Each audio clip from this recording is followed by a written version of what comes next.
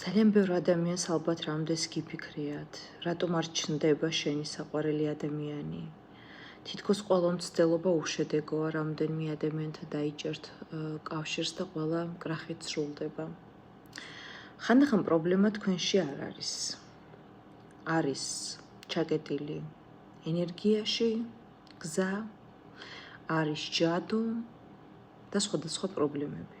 რიტუალით შეიძლება ყველა ამ ბლოკის მოხსნა.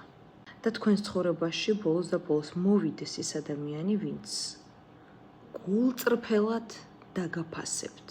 რაც ყველა ადამიანისათვის, განსაკუთრებით ქალისათვის არის მთავარი.